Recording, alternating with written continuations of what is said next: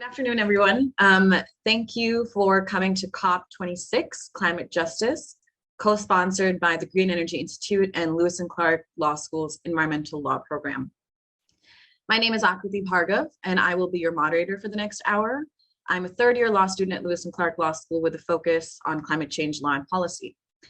As you listen to our wonderful panelists this afternoon, I invite you to submit any questions you have using the question and answer function in the platform. We will reserve some time at the end of the prepared programming to answer as many of those questions as we can. Now, it is my pleasure to briefly introduce our panelists. We're going to keep the introductions brief so that we have a bunch of time towards the end for conversation. We are lucky to have Professor Melissa Powers, Professor Lisa Benjamin, and Nikki Reich with us here today. As many of you know, Professor Powers is a professor of law here at Lewis and Clark Law School, where she teaches courses on the Clean Air Act, climate change, and energy law. She's also director of the Green Energy Institute. Professor Benjamin also teaches courses here at Lewis and Clark in climate change, energy resources, environmental justice, and administrative law.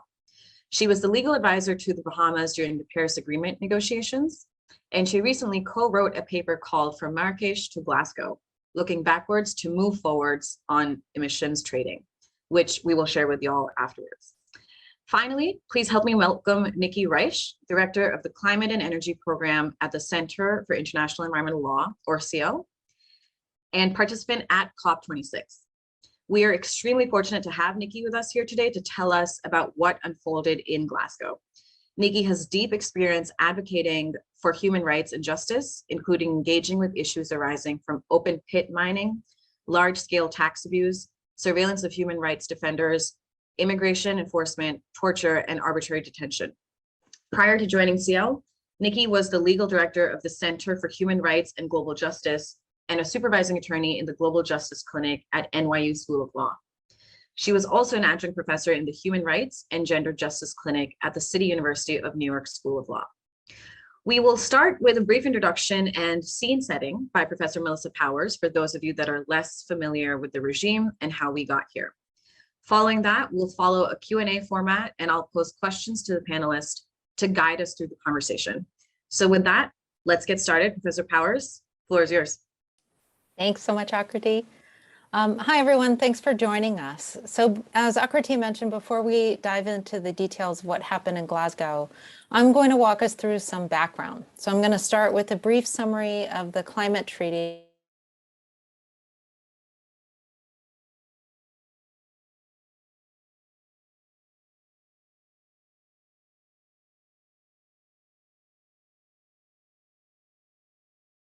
led to a lot of the focus in Glasgow in terms of the negotiations and some of the legal questions that remain unaddressed. It looks like I am freezing, so I'm going to stop my video so that you can hear me and hopefully I won't drop out. Okay, so let's just start first with a brief summary of the development of the climate treaties. So the first climate treaty was signed in 1992. It's known as the United Nations Framework Convention on Climate Change, and it is an umbrella or what's called a framework treaty. It was designed specifically to create the treaty structure for future, more specific treaties that would be developed. So the Framework Convention established an overarching goal of stabilizing greenhouse gas concentrations in the atmosphere to prevent dangerous anthropogenic interference with the climate system. It also required parties to develop greenhouse gas emissions inventories. It included soft expectations that parties reduce their emissions, and it created the administrative structure for the treaty's operation and implementation. Among other things, the Framework Convention established the annual meeting process known as the Conference of the Parties, or the COP, where people go every year to negotiate new treaties or to work through existing treaty terms or to discuss implementation or the rules. The United States is a party to the Framework Convention on Climate Change. Now, 5 years later, the parties negotiated another climate treaty that falls underneath the Framework Convention umbrella. That is called the Kyoto Protocol. So the Kyoto Protocol created an emissions trading or cap and trade system that applied to emissions from developed countries. That cap and trade system was initially established to operate from 2008 to 2012. Parties under that cap were expected to reduce their emissions by about 5.2% below their 1990 levels. Those emissions trading rules then were designed to make compliance with that weak cap even easier. Among other things, those rules included a tool called the Clean Development Mechanism that would allow developed countries to comply with their emissions caps by supporting emission reduction programs in developing countries that were not subject to the cap. These programs are often referred to as offset programs, and they were a big deal under the Kyoto Protocol. Now, the United States did not ratify the Kyoto Protocol, although the Clinton administration signed it. In 2001, the George W. Bush administration unsigned the Kyoto Protocol, and in so doing, that left the United States free under international law to work against the Kyoto Protocol, which the Bush administration did. That leads us to 2009 and the Copenhagen COP, which was the first year in which President Obama was in office. There was a lot of hype around that meeting. Everybody was hoping that the Obama administration would basically reverse course of the Bush administration and agree to ambitious and binding emissions caps, but that didn't happen. Instead, what ended up happening at the Copenhagen meeting was that the parties basically agreed through what's known as the Copenhagen Accord to more of what's referred to as a bottom-up approach to climate commitments. Through this approach, the parties agreed to sign on to a general treaty mechanism, and then after the fact to submit their emissions and adaptation commitments to each other through filings that would be submitted in the subsequent year in 2010. The Copenhagen Accord was on some levels celebrated by some because it ultimately was actually an outcome of the Copenhagen COP. However, it was very controversial because the negotiation process excluded many different countries, developing countries in particular. And it was also considered to be a bad approach to climate change because of this choose your own adventure approach to climate change. Despite that, though, by 2015, the choose your own adventure approach had basically become the approach to climate treaties, at least in terms of how parties are going to commit to their own efforts in terms of mitigation, which means preventing climate change from worsening, and adaptation, which means responding to the consequences of climate change. So under the Paris Agreement, rather than establishing a universal emissions cap, the parties now submit their own domestic plans for addressing climate change. These plans are called Nationally Determined Contributions, or NDCs. Under the Paris Agreement, parties are supposed to try to target their NDCs at meeting the Paris Agreement's goals of keeping temperature increases well below 2 degrees Celsius by the end of this century, and ideally no more than increasing temperatures by 1.5 degrees Celsius. Although we have more ambitious goals with this 1.5 degrees Celsius target, the NDCs that were submitted leading up to the Paris Agreement were generally far off target from actually meeting those goals. And in 2020, we were expecting to see the next round of NDC submissions that were supposed to reflect greater ambition from the countries in terms of both mitigation and adaptation. Now, in 2020, the COP was canceled due to the COVID. So the 2021 meeting was the first COP after the submission of the revised NDCs. The COP meeting in Glasgow was also the first meeting after A great deal of climate consequences have manifested in 2020 and 2021. These included unprecedented heat waves, unprecedented flooding, unprecedented droughts, as well as a number of different studies and analyses that indicated, among other things, that the only chance that the planet has to keep temperatures from no more than 1.5 degrees Celsius increasing would be to build out no more fossil fuel infrastructure, to engage in no more new extraction of fossil fuel resources, and to undertake deep and sustained emissions reductions. So from a compliance with the mitigation targets perspective, there was a lot of hope that Glasgow would ultimately result in parties committing to a great deal more mitigation ambition. There were a lot of other details that needed to be hashed out at Glasgow. Those are going to come out through the Q&A. So I'm going to go and hand it back to Akriti just so that we have more time for the questions. Thank you, Professor, for walking us all the way up to Glasgow. And so now, Nikki, we'll turn to you. Can you walk us through your experience on the ground in Glasgow? What were some of the big messages from states, from NGOs, et cetera?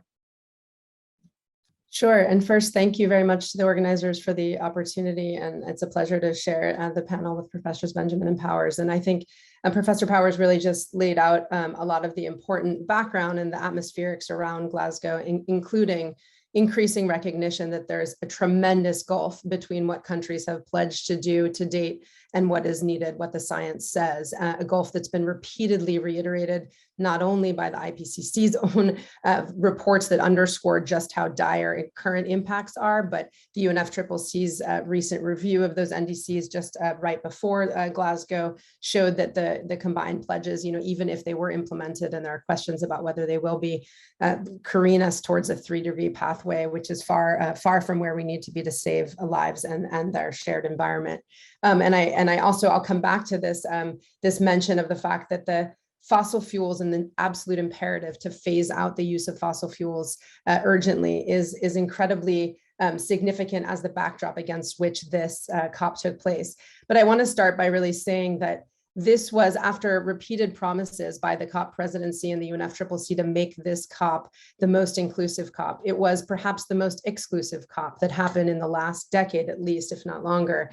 And that's for a number of factors. Of course, against the backdrop of COVID, already the COVID-related restrictions and vaccine nationalism, some refer to as vaccine apartheid, the gross inequity in access to vaccine and other measures to prevent the spread of COVID, made it almost impossible for many people to attend, including representatives from governments of the countries most affected by climate change, whose voice and perspective in these negotiations is critical, as well as not to mention civil society and Indigenous peoples representatives who form critical components of the makeup of any given COP and oftentimes occupy some spaces on delegations for certain states as well. So already it was skewed in terms of who could access just actually getting into the United Kingdom, to Scotland itself, to be there. And then on top of that, there were tremendous issues with just on a practical level, the high cost of accommodation, to actually what it takes to actually go to these negotiations and show up and be present. But layered on top of that, we saw early on in the first days of the negotiations, unprecedented restrictions on the access that civil society, Indigenous peoples, observers who attended and who were accredited to be in the space had to the negotiation rooms and the meeting rooms where negotiations take place. And that, that was particularly heightened in the first days when we had the high-level leaders summit. And it might be normal that certain parts of the plenary rooms are not accessible to observers at all times, but the entire area of the conference center where those negotiations were taking place across multiple rooms, because as will come out further in these conversations, the negotiations are not just one single conversation. There are multiple strands of very complex negotiations happening across multiple rooms at any given time. And so we had an experience where even those who managed to go through all the hurdles of being President COP were not able to be in or near the negotiating halls to have those opportunities for access and critical dialogue to raise issues and put them on the map of what was really being discussed in those rooms. So that was a huge slap in the face, and particularly when COVID restrictions were often cited or used to keep people out of rooms, to say, oh, you're here at the door, but it's too full for COVID reasons. Go watch it from the COP platform or virtually, which to people who had spent, not only tremendous amounts of money, but time and putting themselves and their families at risk to be there was disturbing. But it also just doesn't accord with the critical role that these public voices and citizens and perspectives of Indigenous communities are critical to really shaping the issues that are discussed. And in contrast, those restrictions and access, and I'm happy to talk about some more of the details of that experience, and some of my colleagues who were there for the full span have written on the subject as well. But contrast that with the outsized presence and influence that we know corporate actors, including those from the fossil fuel industry, have always had in these talks, and this year was no exception. There was an expose that was published while I was there in Glasgow by Global Witness and others that showed that if fossil fuel representatives were their own country, they would be a larger delegation than any other country represented there. That is to say that fossil fuel representatives that form parts of different delegations together, there were over 500 of them, making them the largest delegation. And I think that's just an indication of the imbalanced access that different parties have to, and I don't mean state parties, but different interested parties have to these critical climate talks.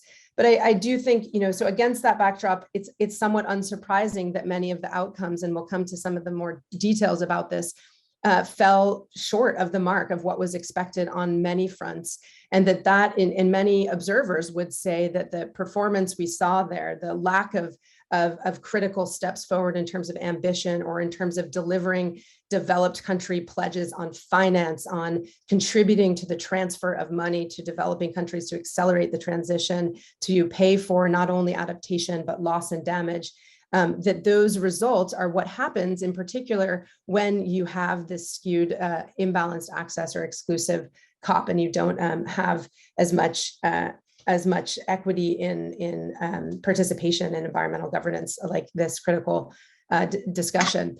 I do want to just talk, I think really importantly for those who weren't on the ground, to just flag that the atmospherics, what was so critically important at this COP was the strong and powerful presence of frontline communities and of leaders and youth leaders, Indigenous leaders, who showed up in force in many ways, not just in the streets in the march on the Saturday and between the 2 weeks of negotiations, which was an incredibly powerful showing of where the real leadership is coming from, in my opinion, from the public and people who are driving the pressure for ambition.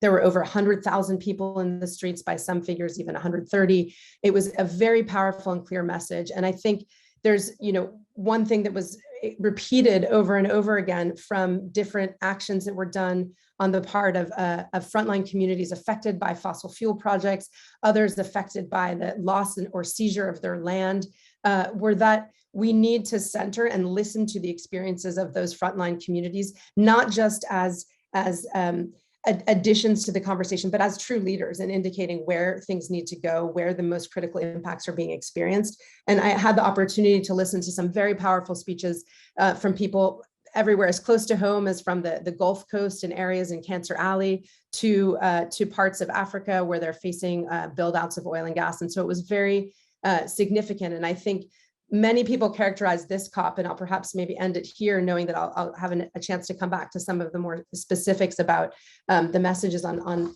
fossil fuels and on Article 6, the carbon markets. But many people characterize this COP as one that was marked more by what happened outside the negotiation rooms than inside them. And there are a number of critical initiatives that were arrived at that I think we'll get into the details of later, but that were really a signal that the negotiating room is grossly out of step with both the science and where the world itself is actually moving in terms of the pace of the transition to renewable energy, in terms of the recognition among financiers and businesses alike that whether countries are leading, the people are demanding a transfer to a safer, renewable, fossil-free future. So I would look forward to an opportunity to talk about some more of those details and what those critical announcements were and where we see the shortfall in what was agreed in the text. Thank you so much, Nikki. That I think you painted a really wonderfully vivid picture of what was happening there. So thank you for sharing that. I'll switch now to Professor Benjamin. Professor Benjamin, can you walk us through how this COP made progress specifically around nationally determined contributions and sort of what was happening inside the COP? Yes, thank you, GI, for having me, and thank you for organizing this. I just wanted to pick up a little bit on what Nikki had talked about with representation. I do talk to my students, particularly from vulnerable countries. Your delegations are small anyway, and the estimates that I've heard is that 4 out of 14 Pacific nations were able to send delegates to this COP, and they are some of the most vulnerable countries. And even when you do have a delegation that's tiny, it's usually only 4 or 5 people from an island state. And other delegations have hundreds of negotiators that are there. So even if you can go as a country, you often don't get rooms close to the negotiation site. So you have to commute for an hour or so. You have to stay at the table for the whole negotiation because you have no one to replace you. And over days and weeks, that fatigue really sets in. And so it's a really unfair process in terms of representation, just because of the state of power and money of some countries versus others. So I think that's really critical, and I'm really happy that we opened with that discussion. So just picking up on what was discussed about mitigation and nationally determined contributions, the way that the Paris Agreement works is that these are based on cycles of submission of these NDCs. And so we originally in Paris had 5 yearly cycles. And so the second NDC, as Melissa had said, was due at the end of 2020. That got delayed. They ended up being submitted in 2021. And then interspersed between those 5-year cycles is the global stocktake, where, as it sounds like, you look at all the submissions that have been made, you take a stock of where we are, and you take that stock in comparison with the global temperature goals set out in the Paris Agreement. So we started with this 5-yearly cycle in the Paris Agreement, and it has obligations of conduct. And so parties must procedurally submit NDCs on the cycle set out in the Paris Agreement. And there are what I call soft law obligations that result. And so parties don't have really strong legal obligations to achieve the targets that they put to reduce their emissions and their nationally determined contributions. So going into the COP, it's really important. All of these reports, like the Intergovernmental Panel on Climate Change report, the first working group, was published right before the COP. In addition, the Secretariat of the UNFCCC produced what's called a synthesis report. That synthesis report looked at all of the NDCs that had been submitted up until the report was published, I think in October, which meant they could look at NDCs published by June or July of 2021. And that synthesis report, I think, was a wake-up call that the second NDCs were not very ambitious at all. Instead of reducing emissions by 45–50% by 2030, in fact, it looked like on the basis of the NDCs, emissions would increase by 16%, and then they updated the synthesis report during the COP, but it was still an increase of about 13%. That is way off of where we need to be. I think coming into the COP, that was a wake-up call. And so I think one of the interesting parts of what happened in the pact itself, and this is I'll call it a COP decision. It's actually a decision of the meeting of the parties to the Paris Agreement, the CMA. These COP decisions are not treaties, and so they are political decisions and interpretations by the parties of their existing obligations under the Paris Agreement as a treaty and the UNFCCC. And so because they are interpretations can change over time. And what I thought was very interesting is I think these documents like the IPCC report and the synthesis report of the UNFCCC really led to some of the language in the decision of the Glasgow COP, the pact decision, that recognizes that this decade, 2021 to the end of 2030, is what they call a critical decade for action. A lot of commitments have been out to 2050. We hear about net zero by 2050, but in fact, if you don't make emission reductions before 2030, it's going to be really difficult, if not impossible, to get to massive reductions by 2050. It's also really easy for political leaders who won't be alive in 2050 to make commitments and really pass it on to other governments and say, okay, we made these commitments and we don't have to do anything. Well, I am still in power. And so what I thought was very hopeful is the language around 1.5 is all over the Glasgow Pact. It really is set up as what I've heard called the lodestar or the North Star of negotiations to date. And in fact, it's very weak language in the Paris Agreement around 1.5. It's what they call an aspirational goal. So that I think is really helpful. In addition, the Glasgow Pact asks countries to strengthen their pre-2030 commitments. and in fact asked countries to submit a revised NDC with that strengthened pre-2030 commitment by the end of 2022.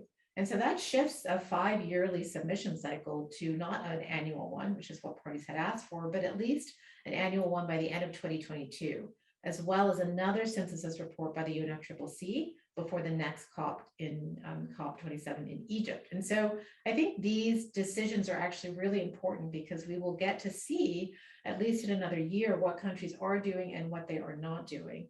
In addition, there's what they call the high-level ministerial dialogue on pre-2030 ambitions. So it's really putting a spotlight and a focus on political leaders today to figure out what they are going to do in the next 10 years. And so that actually goes beyond the obligations of the parties in the Paris Agreement. And so I think that is important to note. I think it's an important agreement by the parties, and it allows us to at least see on a more regular basis what is happening in terms of mitigation contributions. Thank you, Professor Benjamin. Nikki, I'll switch back to you. So one of the big outcomes of this COP was the completion of the Paris Rulebook, specifically on emissions tradings rules under Article 6. So can you talk to us about some of the big takeaways from these new rules, and in particular how this impacts human rights? Sure. So it's a critical question. I mean, one of the big remaining elements to be negotiated and settled coming out of the Paris Agreement that was provided for in Article 6 of the Paris Agreement, but had not been negotiated in detail in Katowice, as many of the other elements of the Paris Agreement were, was the contours of Article 6, which is the article that englobes cooperative approaches, including market-based and non-market approaches to achieve mitigation objectives as well as adaptation objectives and finance objectives in furtherance of the Paris Agreement. And there, so the big headline was this was the outstanding piece of finalizing and wrapping up the guidelines and rules for Paris, and it has been agreed. So a lot depends on your perspective about what Article 6 represents. Does it represent a huge loophole for and punch a hole in ambition broadly? Because what it does is put in place a mechanism that enables countries either to exchange directly state to state internationally traded mitigation outcomes, so to count towards each other, to credit each other for the emissions reductions undertaken in one place. And it also puts in place a follow-on mechanism to the Kyoto Protocol's clean development mechanism called the Sustainable Development Mechanism, which will be a body to certify credits that can then be traded, credits generated either by private or public entities. So effectively, it does lay the groundwork and foundation for market mechanisms for trading and exchanging of mitigation outcomes or emissions reductions, which to many people is in and of itself antithetical to pursuing ambitious climate change action now, ambitious mitigation, because we live in a world where we don't have an either or option of emissions reductions here instead of emissions reductions there. We need both and. And so for those who see markets generally as a big loophole, this is a very concerning development that this was pushed through and went forward despite concerns that there were outstanding questions. There are also strong concerns that with the experience with the clean development mechanism, where there were credits issued for projects that were either not verified or not based on real reductions, or were premised on land grabbing and projects that really targeted marginalized communities and vulnerable communities, generally many indigenous communities whose lands were seized in order to effectively capitalize, commercialize the carbon that was contained in those forests and lands. And so that is one big threat. Professor Benjamin referenced the fact that net zero plans abound right, left, and center. And that was sort of the ticket of entry to COP, along with your mask and your COVID test, was, do you have a net zero by 2050 plan? But there's a growing chorus of actors who are critical of and concerned about the net zero plans and this notion, premised on these notions of offsetting and of trading and of other technological interventions that the Paris Agreement, Article 6 really throws the door open to, different types of technological removals of carbon dioxide and other greenhouse gases, is very concerning, because it does suggest that polluters can pay to continue business as usual, and that really when all of those plans are premised on buying up areas of land to either, keep forest standing or plant forests or take other actions. The big question is whose land? In whose land are these projects taking place? Where is there this abundance of unutilized land that's not going to jeopardize food security, that's not going to cause displacement, that's not going to deplete water access, et cetera? Not to mention the entree, that Article 6 really opens up for other kinds of technological interventions in the climate system under the guise of carbon capture, hydrogen, geoengineering, much of which was most visible in the pavilions surrounding the discussion. So where the trade shows happens and where all the companies and the governments are touting their next solution. Basically, the headline of which a lot of that was really about, we can somehow continue the fossil fuel era, but we'll fix fossil fuels. We don't have to ditch them. We'll fix them with these different techniques, many of which have either been shown to be ineffective or not proven. But specifically to talk about the components, just for those who are interested in following more nitty-gritty of Article 6 and what was agreed. So under Article 6.2, that's the portion of the agreement that governs the internationally traded mitigation outcomes. So they set up the rules regarding the exchange between states. The 6.4 concerns the Sustainable Development Mechanism, as I mentioned, so the provision that will govern the trading of the certification of credits by public and private entities. And then there's 6.8 significantly was agreed, and there hasn't been much focus on our conversation about 6.8 before, but that's the provision under which other kinds of non-market cooperative approaches, and it's a big question mark exactly what exactly that opens the door to, but it encourages support between developed and developing countries for other types of cooperation to achieve mitigation and adaptation goals. So one thing to note is that there is, on a positive note, there are some strong rules against double counting and requiring corresponding adjustments that you'll find in 6.2 in the decision text. But there were some disappointments in terms of stronger language that had been put on the table in terms of ensuring that outside voluntary markets or other credits that are generated for other markets are not counted, and there is no double counting, or that they're the coordinated regulation of those outside markets. And so there was, at least a paragraph that we know was in initially in a draft and was struck later. So it leaves some question mark and doubt about how well coordinated and regulated these overlapping markets for credits will be. There was important progress in terms of putting down markers for safeguards for human rights. So there was language that was inserted this time in operative text, so in the decision text itself, not just in the preamble, referencing the obligation of states to respect and ensure human rights. So borrowing the language that was in the preamble to the Paris Agreement, but actually inserting it as a condition of the reporting requirements and of the implementation of Article 6. So that's, perhaps cold comfort to some who think that the biggest impact on human rights is just the creation and sanctioning, effectively opening the door to these kinds of trading and the impacts that will have on ambition. We did see a reference to an independent grievance process under the creation of the Sustainable Development Mechanism, which is a positive development, although they didn't actually specify the establishment of an independent grievance mechanism and go into much detail about that.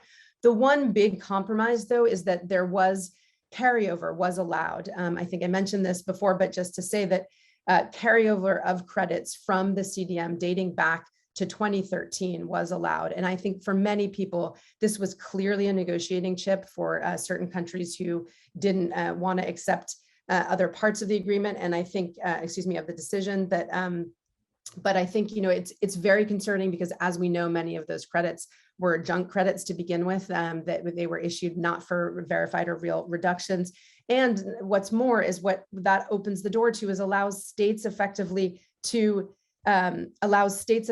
satisfy current and future emissions reduction targets based on supposed past reductions, which is just antithetical to the ratcheting up of ambition. It's a big significant loophole there. And disappointingly, in terms of the overall mitigation of global emissions under 6.4, only 2% of the credits are required to be automatically retired. So if you think about, if you want to offset one unit, you'd have to buy 1.02 to kind of get enough credits. And that's sort of how that retirement function would actually ensure that some of those credits were not passed on, but did not just justify one-to-one other emissions.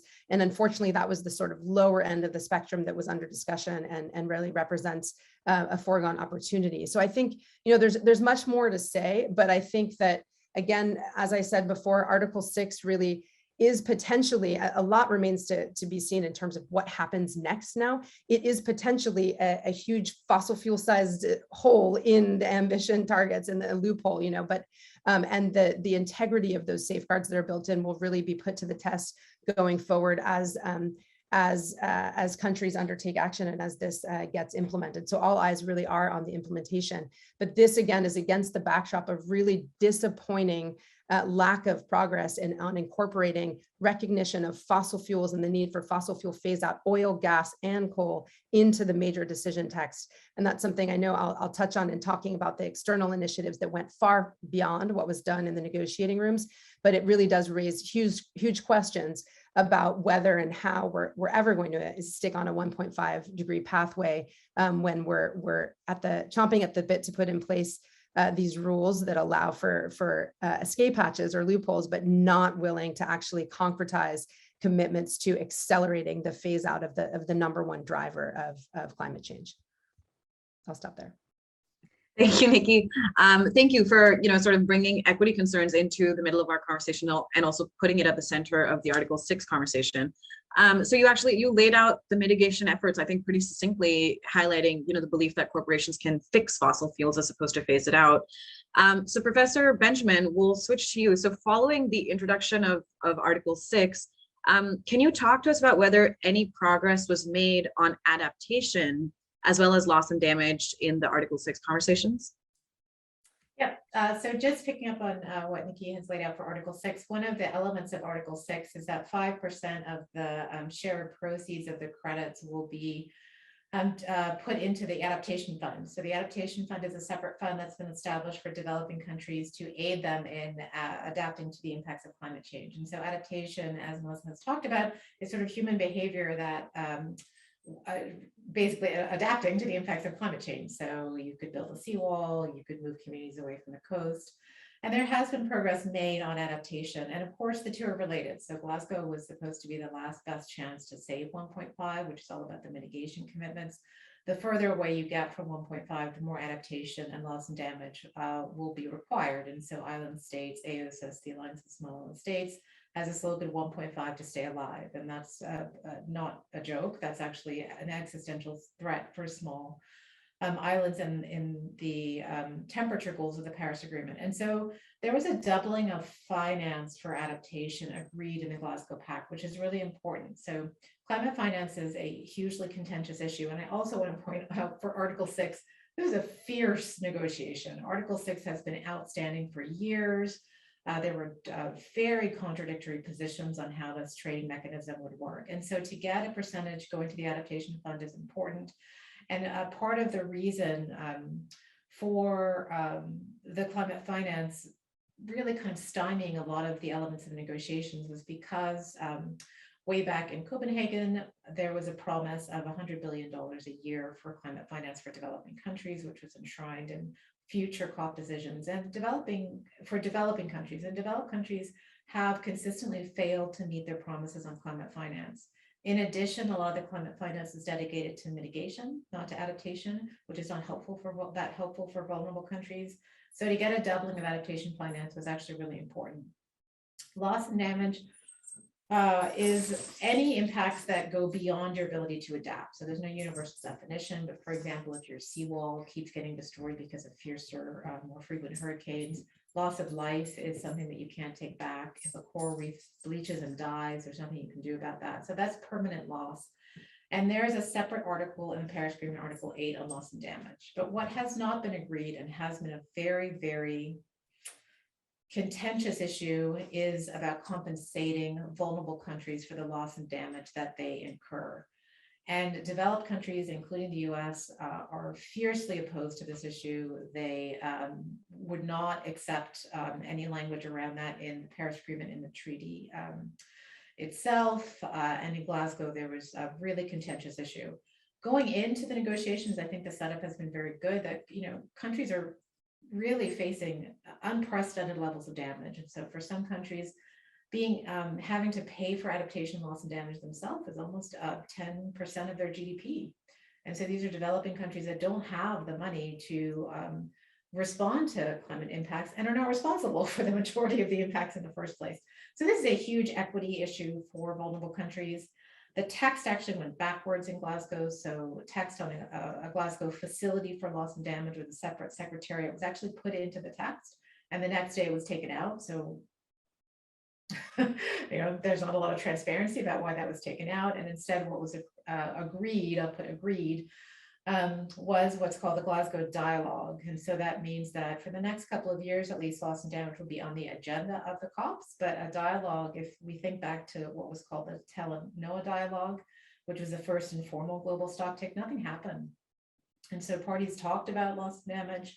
Some developed country parties didn't even show up to the dialogue. And so having just another sort of talking workshop on loss and damage is really not an outcome that vulnerable countries wanted.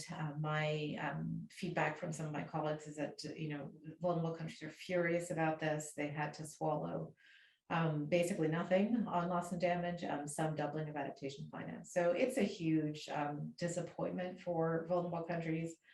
And it's just an extremely, extremely sensitive issue. It's not going away. So AOSIS has promised to bring it back at COP27. This issue is just not going to go away, particularly as the impacts escalate for vulnerable countries. Thank you, Professor Benjamin. So Nikki, you touched on this in your last statement, but can you, the other big set of headlines were the pledges and declarations that didn't make it into the text of the COP and CMA decisions, as Professor Benjamin mentioned. What happened outside of the actual negotiations that are significant, even though they didn't make it into the actual Glasgow Climate Pact? Sure, and there were quite a few, and I'll try to bookmark a thought I wanted to come back to just about the withdrawal of reference to a finance mechanism or facility for loss and damage, which was a huge and I think devastating step backwards for progress on that front. And I will say that the United States played a very obstructive and not constructive role in the loss and damage space, which Professor Benjamin mentioned has long been the case on the part of many developed countries. But so the headlines outside of the actual negotiating rooms in some ways, stole the thunder, I think.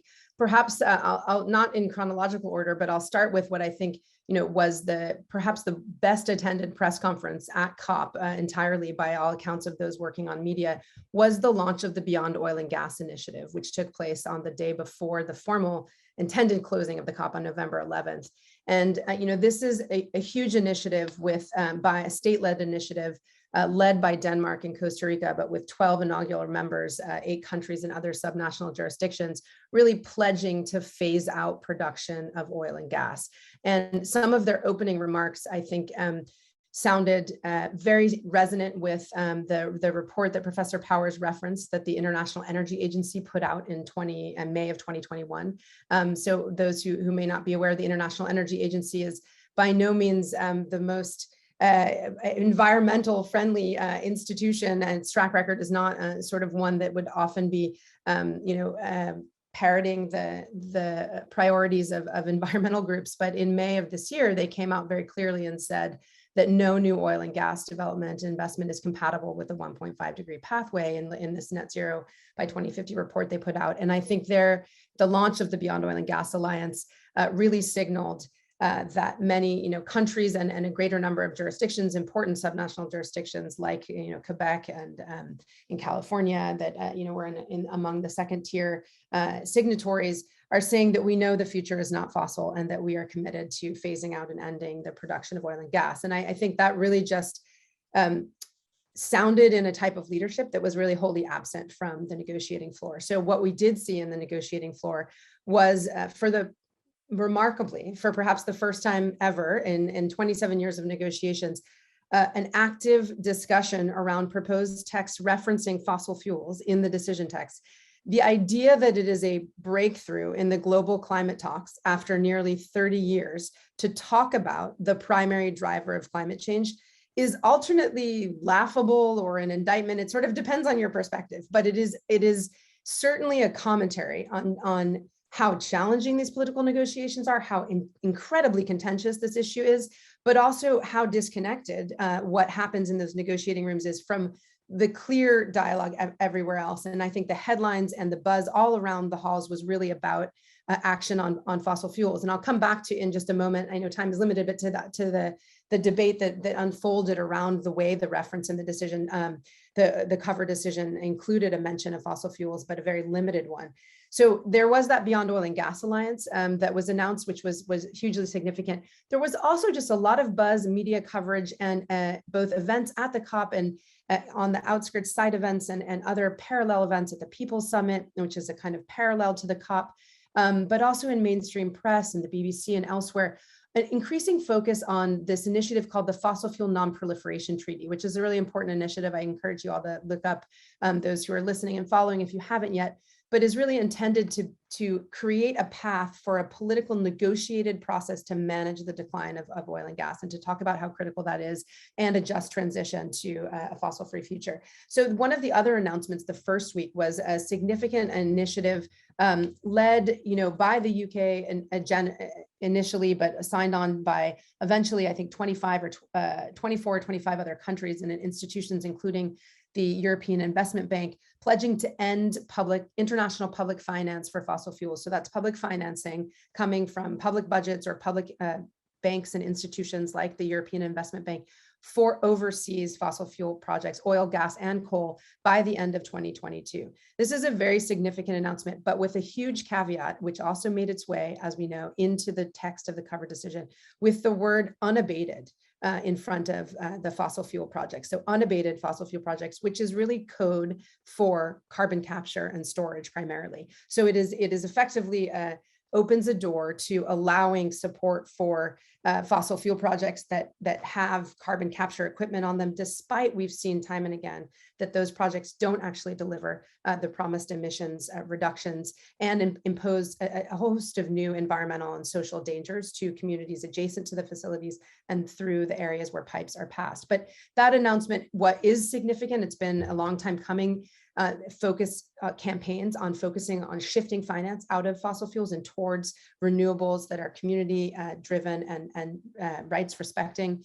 And so, those two, I think, were really huge. There was also an announcement on methane made by none other than, the US was behind that, as well as other countries pledging to reduce methane 30% by 2030. And that's a really important pledge, I think, on some level, because it puts methane on the map in a way that it hasn't been. That's following on the heels of some UN reports out this year that really emphasize that methane is this sort of silent but hidden and very critical part of what's contributing to the climate crisis.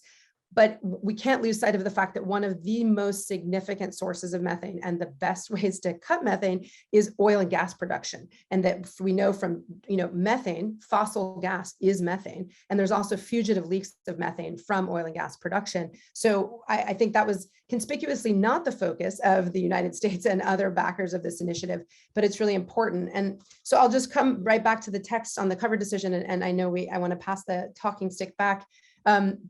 So there was a showdown of sorts around whether or not the cover decision should reference a phase out of fossil fuels and fossil fuel subsidies. And there were some courageous countries that stepped up, most of them not the biggest or most powerful countries, but certainly, those small island states whose interest it is to see this transition happen rapidly.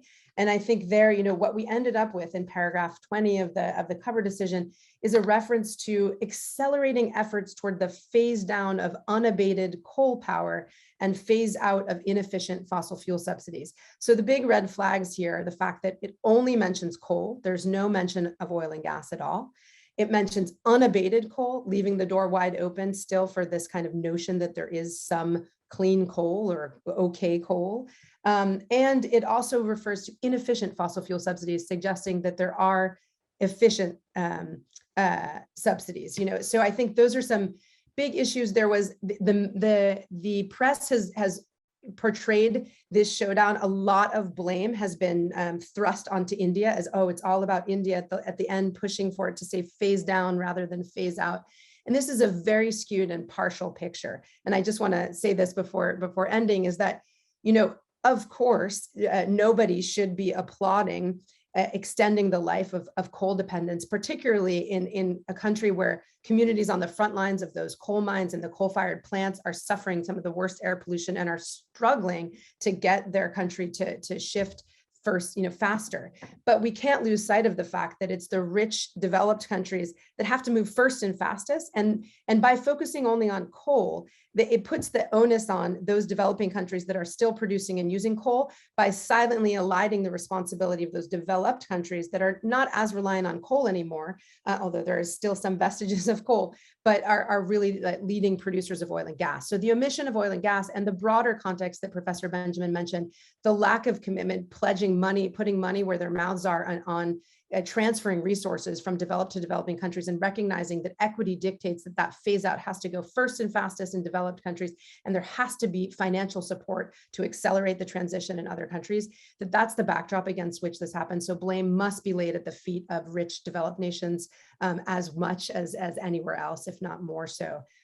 So yeah, I'm happy to talk more about that later. Thank you. Thank you, panelists. We're going to now transition to the audience questions, and I kind of also have a question, so I'm going to merge mine and Professor Chris Wold's question. So Professor Chris Wold's question is, the failure of the negotiation on loss and damage is a huge loss for developing countries. Mitigation ambition is weak and harms vulnerable developing countries significantly and disproportionately. So developing countries gained little in Glasgow. So the first question is, why did they agree? Why did they continue moving forward with the negotiations? And the question I want to tack onto that, Nikki, as you mentioned, looking at the commitments that have come out of the US or India, or actually the lack of commitments thereof, my takeaway from big economies like India and the US refusing to make need of the hour commitments or opening up new fossil fuel resources back in the US, what comes next, especially for students like me who are in attendance, who are going to start our careers in this field soon. Where do we go from here? Who are we looking to be the global force or the leader? And what is our future looking like? So any of the three panelists that think they can start us off, please go ahead. I'll tackle the first question. Why do small states go? The brutal answer is we don't have any other choice. So we have to go to international markets to get financing. I will just say that my experience from the Bahamas is that the Bahamas recently got downgraded by Moody's in terms of their ability to get finance because of COVID and Hurricane Dorian. I mean, it's just tragic. And so as a country, we have to get more and more indebted to pay for loss and damage. I mean, we really don't have a lot of options. And so we go to these negotiations, and, these island countries fight as hard as they can. I think the message, particularly that Chris is asking about for the pact, why was that accepted? I mean, the interviews that I've seen is that it was swallowed and it was hard because of the doubling of adaptation finance. And so there are hooks in the language that are put in there. And to be honest, ASIS has mentioned loss and damage since the 90s. I mean, this is a long and an insurance facility from the 90s. So it's a long, hard fight. There's very, very little incremental process. The idea is that you can sort of get hooks in the decisions that can at least move you forward. And so basically, I was asked about advice to give to the cabinet of the government, like what can we do with this language? And so you have to kind of scour the language that you have that's been agreed to see how you could sort of push it forward in the dialogue. And so it's a really slow progress. And the tragedy of it is that we don't have time. And so that's what you are faced with. And I think the discussion on the floor that Nikki had mentioned, you have powerful countries like the EU and the US and China and India leaving the floor of the plenary, walking into a separate room, agreeing text on coal, and you're literally excluded from that. And so power matters. But other than the multilateral system, we don't have a lot of other options and choices other than sort of bilateral financing arrangements. And so at least you have some numbers. It's not great, but at least you have some numbers of countries to support your position. I also think that my impression is that loss and damage and compensation for it has actually leaked out into the public arena. And so the public are aware of what island states are asking for and what they need. And that is actually very helpful for us. But yeah, generally it's depressing.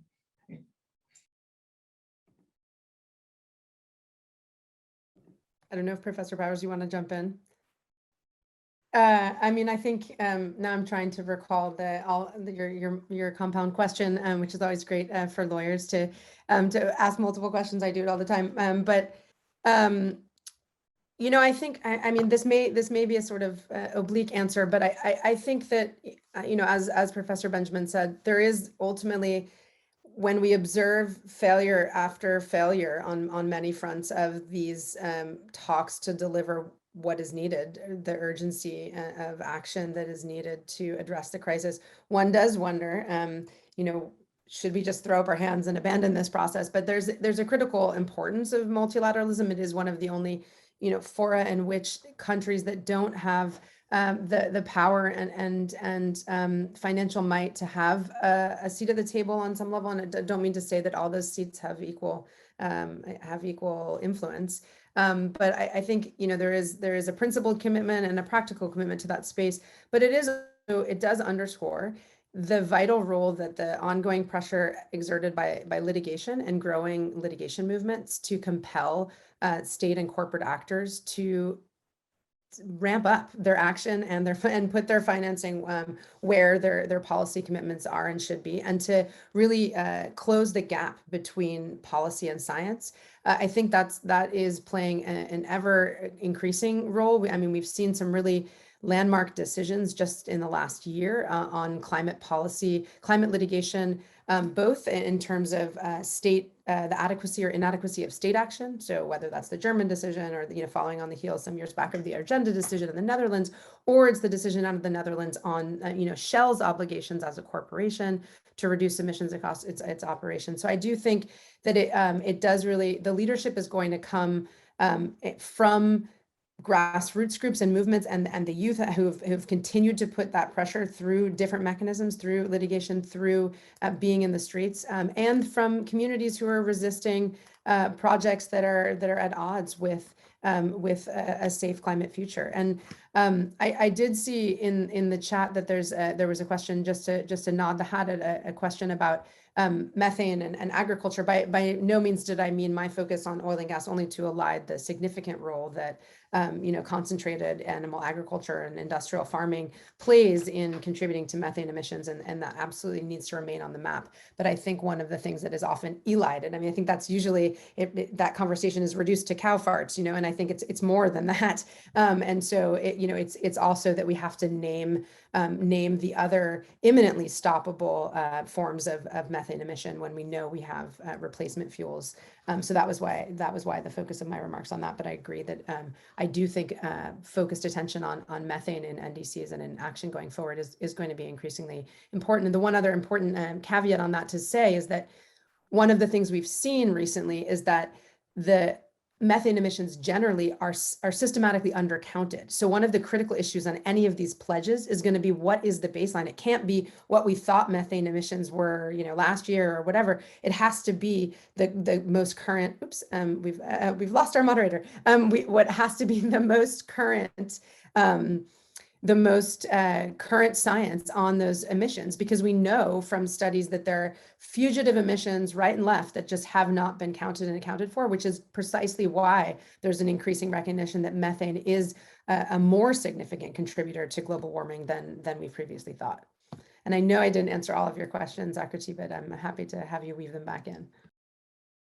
Professor Powers, did you want to add anything to this question first? Sure, I'll just add just a couple of points, and actually it tees off of Clarence just asked a question as well about whether or not the public pressure through these arrangements is effective or relevant. And to me, and it also links back to why these multilateral agreements matter. And in part, it's because there's a locus and focus of attention for an intense period of time leading up to the COPs and then during the COPs, and at least for a couple of days after the COPs, that otherwise I don't think that we would see on a general basis in terms of climate policy. And that focus, I think, is really important, not just because it draws people's attention to the issue, but it allows for this attention, at the very least for people who aren't engaged in this all the time, to get their yearly reminder of, oh yeah, we need to be doing more. And then The other thing I guess I would say is that, Professor Benjamin mentioned that at least in terms of the NDCs, that the fact that we've gone from give us your plans over a 5-year period to give us your plans over a year period, in part is the result of that attention and the result of the fact that more and more people are realizing that the NDCs are inadequate, but they're also realizing that because there's much more media around climate change. So all of those things, I think, make it, although a very imperfect process, nonetheless a very important one, and one that I don't think should be abandoned, because I don't envision a better one, to be honest with you. That would be as inclusive, even as non-inclusive as it is. So that's just sort of my overarching take on the importance of this. Thank you, panelists. There are two questions that I might try to pull together. Both are from Steve Mithel. The first one is kind of asking questions about alternative funding mechanisms that maybe might have been proposed at COP. They cited the Major League Baseball system of teams with excessive payouts, being levied a tax that then offset or direct that money towards poor teams. And then the other question that Steve asked is about geoengineering. So yet again, another different kind of solution or creative solutions being proposed at the COP level. So I guess maybe Nikki, we can start off with you, if you can just tell us whether any creative solutions that we haven't heard of before were brought to the table and then maybe tossed out. And then if Professor Powers and Professor Benjamin want to also add. Sure. I mean, I might caveat a little bit with saying that, I don't know if there are any arrangements right now, and maybe Professors Benjamin or Powers know better to have sort of cross subsidization of delegations. I mean, I know there are different initiatives and there are some, even at times foundation support for some delegations to be there, but that, shouldn't be. There should be a more systematized and mechanized way to ensure the cost, particularly when COPs are located in kind of cost prohibitive places for many people. There are a lot of discussions about ways to actually improve the process and the procedures, and in fact, adopting formal rules of procedures for the COPs and for the UNFCCC processes in ways that haven't been done to date, that would put in place, for example, voting mechanisms that exist in other COPs and under other multilateral agreements could bring a sea change in terms of what is possible in certain discussions, because certainly consensus-based decision-making has major hurdles, and there's always the bargaining and negotiating chips that are tossed around. On the question of geoengineering, I wouldn't refer to geoengineering as a creative solution. I think I would refer to it as a suite of technologies that are, in fact, in my mind, more concerning than they are creative in terms of what they bring, the risks they potentially pose, as well as the distraction that they provide from where our eyes need to be focused on the ways of actually halting existing major sources of emissions from deforestation and fossil fuels primarily. Mostly the geoengineering proponents show up on the margins. So to my knowledge, there isn't a formal track within the negotiations discussing geoengineering, but most of the governance, international governance of geoengineering to date has occurred in other fora, including under the CBD and the London Protocol, which have adopted de facto moratoria on some forms of geoengineering. But there are also, existing strictures on the use and deployment of technologies. And I know it would take a whole other webinar to unpack what do we mean by geoengineering, but deliberate interventions into the climate system that can range from anything like solar radiation management to ocean fertilization, to some of the other technological interventions like direct air capture and carbon capture and storage are kind of their own subset. But there are a host of known risks and dangers presented by some of these technologies, and I think there is increasing enthusiasm in some corners to just put everything on the table because we're in a crisis, but I think there's a real recklessness, and one has to scratch below the surface to see who's behind many of these technologies. And some of the strongest and most vocal proponents of them are industry actors who are seeking to find ways to continue business as usual, agriculture or fossil fuel production. And so there's a real question of the opportunity cost of sinking time, and also, who stands to be harmed. So to date, in some ways, and I would say it's a good thing that there hasn't been a formal discussion of geoengineering in these settings. And some of those technologies, including solar radiation management, would fall outside of the Paris Agreement. For example, it's not a form of mitigation of emissions, and so arguably doesn't have a place there. But I would welcome another opportunity to unpack that a bit more.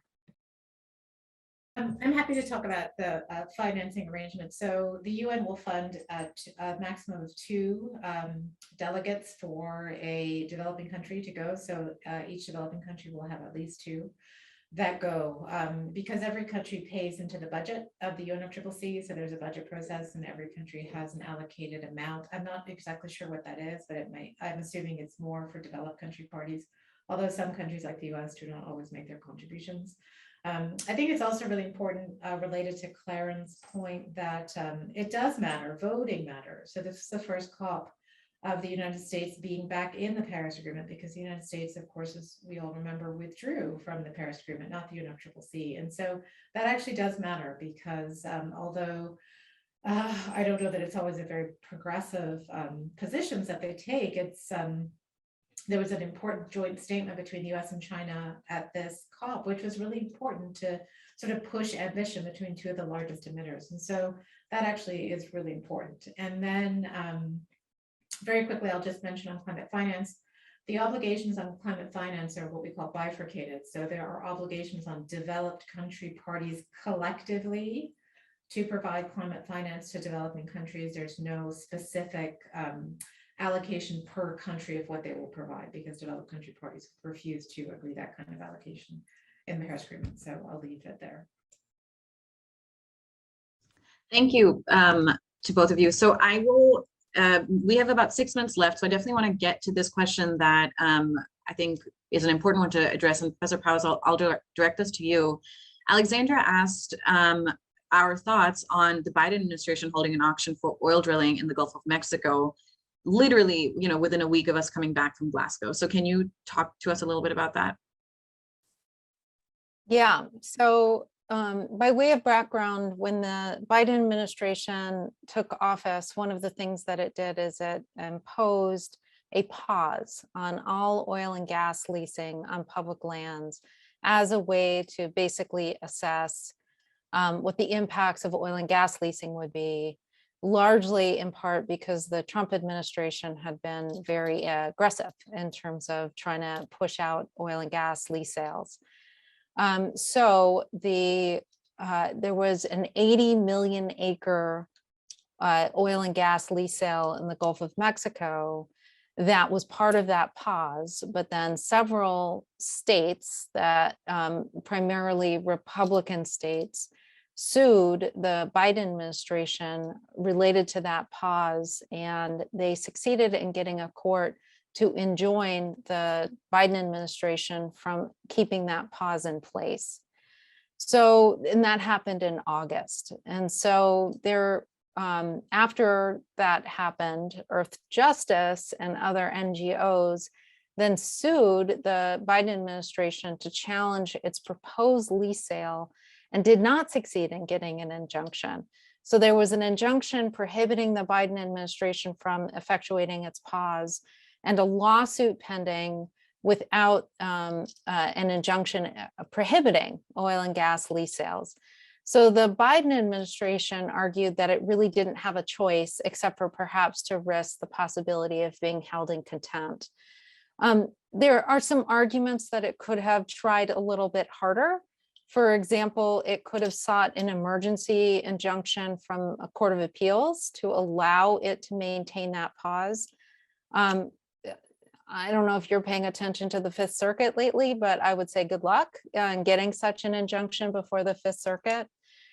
So I think that, I think that we might have different lenses through this, but I think it also indicates that sometimes it can be really challenging to reverse the prior proceedings and preferences of a prior administration. It is, I think Earth Justice has a really good lawsuit before it, however, because the Biden administration's mandated continuance with this particular oil and gas sale is based on a 2017 NEPA assessment that does not account for all of the impacts and science that we've seen in terms of climate change and climate impacts. So it's possible that the lawsuit will enjoin any further activity related to these oil and gas leases, number one. Number two, I also think that anybody who bought these oil and gas leases, which Exxon bought a lot, is on notice that they could be enjoined because the lawsuit was filed before they actually purchased these oil and gas leases. So we'll have to see what's going to happen. But I just want to note that I don't think it's quite as clear cut as some of the media indicates that it is. It is a little hypocritical, but it might have been like unavoidably hypocritical. Thank you, Professor. So we do have two questions, I think one from Patrick and one from Julian that we might not be able to get to, but I did want to bring Kate's question into the fold because I think it'll help us end on a positive note. Kate's question is about Article 6.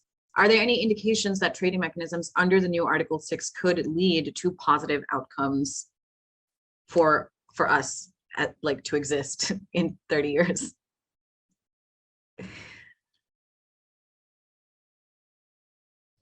I don't know. I don't know, Nikki. I'm interested in what you think. I just think it's unclear yet. So we haven't tested these rules. We don't know exactly how they're going to work in practice. There are some good safeguards in there, but there's also potential for loopholes as well. I mean, the 2013 transition is equivalent to, I think, 300 million megatons of CO2 equivalent that you're putting into the system to make the credits really cheap. So we just haven't had a robust trading mechanism under the UNFCCC yet. The Clean Development Mechanism was just a disaster. And so there are some really good safeguards that are in there. Whether or not they'll actually work, I just don't think we know yet. So I think it remains to be seen. I will say that my understanding from a colleague from Brazil who was there was that greenwashing was really one of the most mentioned things at the COP outside of the negotiations. And so civil society is aware of and should be really using some of these stakeholder mechanisms that Nikki has suggested, like the grievance process. I think